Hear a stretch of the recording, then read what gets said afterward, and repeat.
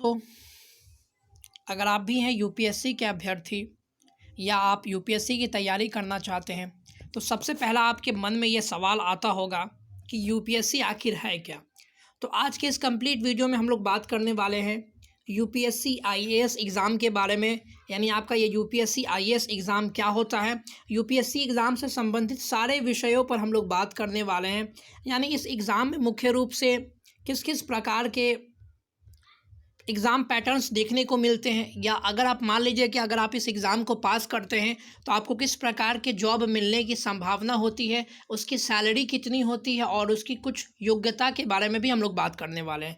तो फ्रेंड्स, इस वीडियो के अंत तक ज़रूर बने रहें ताकि आपके सामने जो भी बातें मैं बताने वाला हूं वो आपके सामने अच्छे तरीके से क्लियर हो जाए।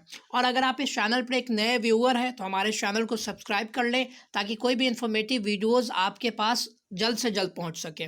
तो सबसे पहले फ्रेंड्स, अगर बात करें यूपीएससी के बारे में, यूपीएससी के बारे में अगर हम लोग बात करते हैं तो यूपीएससी का पूरा नाम होता है, यहाँ आप देख सकते हैं यूपीएससी का पूरा नाम है, फुल फॉर्म इसको बोलते हैं यूनियन पब्लिक सर्विस कमीशन, यानी इसको अगर हिंदी में बोला जाए तो इसका पूरा नाम हुआ संघ लोक सेवा आयोग। यानी ये एक संस्था है, जैसे सिंपली आप कह सकते हैं कि एसएससी आपका एग्ज़ाम कंट्रोलिंग बॉडी, यानी इसका सिंपली आप फुल फॉर्म कह सकते हैं स्टाफ सिलेक्शन कमीशन बोल सकते हैं, बीपीएससी है बिहार पब्लिक सर्विस कमीशन। तो ये सब क्या है कि आपका एग्ज़ाम कंडक्ट करवाने की एक बॉडी है, एक संस्था है जो देश भर में विभिन्न प्रकार के वैकेंसीज जो निकलती हैं, जो रिक्तियां जो होती हैं उसको भरने के लिए डिफरेंट टाइप्स के एग्ज़ाम करवाती है। तो उस यूपीएससी भी एक प्रकार का एग्ज़ाम कंडक्टिंग बॉडी है जो कि अलग अलग प्रकार के एग्ज़ाम को कंडक्ट करती है, और 2 दर्जन से ज़्यादा ये एग्ज़ाम को कंडक्ट करती है और पूरे इंडिया लेवल पर ये एग्ज़ाम को कंडक्ट करती है। तो सबसे पहले हम लोग देख लें, इसका पूरा नाम है यूनियन पब्लिक सर्विस कमीशन, उसके बाद है संघ लोक सेवा आयोग। उसके बाद अगर हम लोग बात करें इसके एग्ज़ाम के बारे में तो ये जो एग्ज़ाम जो लेती है, जैसा कि मैंने आपको बताया कि ये 2 दर्जन से ज़्यादा एग्ज़ाम्स को लेती हैं। तो ये 2 दर्जन से एग्ज़ाम में कौन कौन से एग्ज़ाम्स आपको आते हैं, तो इसको कैटेगरी वाइज हम लोगों ने डिवाइड करने की कोशिश की है। तो पहले एग्ज़ाम को हमने कहा है ऑल इंडिया सर्विसेज, दूसरे एग्ज़ाम को हमने कहा है ग्रुप ए सर्विसेज, और तीसरे एग्ज़ाम को हमने कहा है ग्रुप वी सर्विसेज। तो एक एक करके हम लोग इसको समझने वाले हैं कि ये group A services, group B services और ऑल इंडिया सर्विसेज क्या होता है।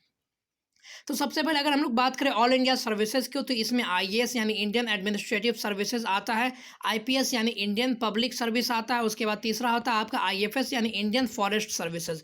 ध्यान रखिए ये 3 सर्विसेज ही क्या है आपका ऑल इंडिया लेवल पर, ये यानी ऑल इंडिया सर्विस के नाम से इसको जाना जाता है। यानी इसकी वेतन, इसकी सुविधाएं पूरे देश भर में एक जैसी होती हैं, और इसमें जो बच्चे जिनका सिलेक्शन होता है वो देश भर के किसी भी हिस्से में उनकी पोस्टिंग की जा सकती है और उनको मिलने वाली सुविधाएं, वेतन सभी एक समान होती है। तो ये रहे आपके ऑल इंडिया सर्विसेज। उसके बाद अगर ग्रुप ए सर्विसेज की बात करें, ध्यान रखिए ये 3 ही हैं आपका ऑल इंडिया सर्विसेज। उसके बाद ग्रुप ए सर्विसेज की बात करें तो इसको आप कह सकते हैं Indian foreign services, Indian revenue officer और कॉर्पोरेट लॉ सर्विसेज। इसके अलावा भी बहुत सारे और भी सर्विसेज है जो कि ग्रुप ए की कैटेगरी में रखा गया है। इसका सिंपली मतलब क्या होता है कि ऐसे सर्विसेज जो ग्रुप ए सर्विसेज कहलाते हैं जो मुख्य रूप से आपके केंद्र सरकार में आपको काम करने का मौका मिलेगा और केंद्र सरकार के ऑफिसेज में आप काम कर सकेंगे। तो इस प्रकार के सर्विस को हम लोग ग्रुप ए सर्विसेज के नाम से जानते हैं। उसके बाद अगर आपको बोला जाए, उसके बाद इसका तीसरा पार्ट है आपका ग्रुप बी सर्विसेज। तो ये इसमें आपका आर्म्ड फोर्सेज हेडक्वार्टर्स या सिविल सर्विसेज इसमें आते हैं। उसके बाद बॉटनिकल सर्वे ऑफ इंडिया यानी BSI यहाँ पर आपको, यानी बॉटनिकल सर्वे, ये भी एक प्रकार का पोस्ट का नाम है जो मुख्य रूप से आपकी ग्रुप बी सर्विसेज में आता है। अब इसके बारे में अगर हम लोग बात कर लें कि इसकी क्या क्या योग्यताएं होती है, इसका एग्जाम पैटर्न क्या होता है और इसमें कौन कौन से बच्चे सिलेक्शन ले सकते हैं, इसके क्या क्या मापदंड होते हैं, तो उसकी तरफ अगर हम लोग बढ़ते हैं तो देख सकते हैं इसकी सबसे पहली जो योग्यता होती है, हालांकि मैंने योग्यता को बताने के लिए एक डिटेल वीडियो बना रखा है, उसका मैं लिंक आपको वीडियो के आई बटन में दे दूंगा, वहां से आप लोग इसको अवश्य देख लें।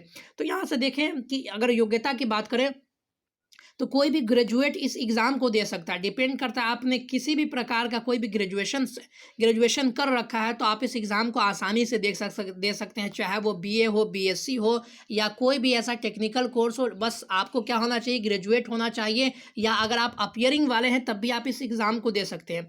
ध्यान रखें स्टेट पीसीएस एग्ज़ाम में बहुत सारे स्टेट पीसीएस एग्ज़ाम जो है सो अपियरिंग वालों को एग्ज़ाम देने के लिए इन्वाइट करते हैं, लेकिन बहुत सारे नहीं करते हैं। लेकिन यूपीएससी जो होता है सो अगर आप अपियरिंग हैं यानी यानी अपने अपने कोर्स के, यानी अपने आप ग्रेजुएशन के लास्ट ईयर में है, तो आप इस एग्ज़ाम को फिल कर सकते हैं। इसके फॉर्म को फिल करके आप इसमें सिलेक्शन करवा सकते हैं। उसके बाद अगर अटेम्प्ट्स की बात करें तो यहाँ पर जनरल जो होते हैं, जैसे जनरल कैटेगरी के जो बच्चे होते हैं उनको 9 अटेम्प्ट्स दिए जाते हैं, यानी 6 अटेम्प्ट्स उनको दिए जाते हैं। देख सकते हैं जनरल कैटेगरी वाले बच्चों को 6 अटेम्प्ट्स दिए जाते हैं। उसके बाद ओबीसी कैटेगरी वाले बच्चों को 9 अटेम्प्ट्स दिए जाते हैं। उसके बाद एससी और एसटी कैटेगरी वाले बच्चों को जब तक कि उनकी उम्र सीमा समाप्त नहीं हो जाती है वो एग्ज़ाम दे सकते हैं, चाहे कितना भी अटेम्प्ट्स उनका क्यों ना हो जाए। अब बात आ जाती है इसकी उम्र सीमा के बारे में, तो इसकी उम्र सीमा क्या हो सकती है उसके बारे में भी हम लोग थोड़ा सा चर्चा कर लेते हैं। तो यहाँ पर आपका जो अधिकतम जो उम्र सीमा, इसमें न्यूनतम उम्र सीमा क्या है आपका 21 वर्ष है। यानी अगर आप इस फॉर्म को भरना चाहते हैं तो आपकी न्यूनतम यानी कम से कम उम्र सीमा आपकी 21 वर्ष होनी चाहिए। और ये आपके नोटिफिकेशन में उस डेट को मेंशन कर दिया जाता है कि इस उम्र की कैलकुलेशन किस डेट से की जाएगी, तो इसके लिए आप निश्चिंत हो जाएं।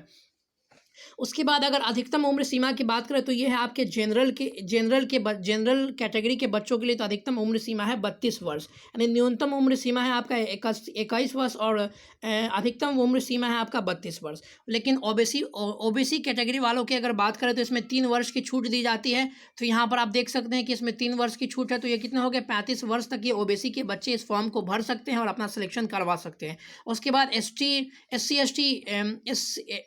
SC को जो है सो मुख्य रूप से 5 साल की उम्र सीमा में छूट दी जाती है, यानी वो 37 वर्ष तक, जब तक कि उनका उम्र 37 साल तक नहीं हो जाता वो इस एग्ज़ाम को दे सकते हैं और अपना सिलेक्शन करवा सकते हैं। फ्रेंड्स, इसका मैं एक डिटेल वीडियो ऑलरेडी बना रखा हूँ जिस पर आप लोग जा करके इसके योग्यताओं को देख सकते हैं और समझ सकते हैं। और यहाँ पर मैंने आपको जो कोशिश की कि थोड़ा तरीके से, यानी कम शब्दों में यूपीएससी के बारे में कुछ बेसिक जो नॉलेज है वो मैं आप लोगों को प्रोवाइड करवा सकूं। तो फ्रेंड्स, ये थी संपूर्ण जानकारी। अगर आप लोगों को वीडियो पसंद आया तो इसे लाइक और अपने दोस्तों के साथ शेयर करना ना भूलें। इस तरह के और भी इन्फॉर्मेटिव वीडियोज़ देखने के लिए हमारे चैनल से जुड़े रहें।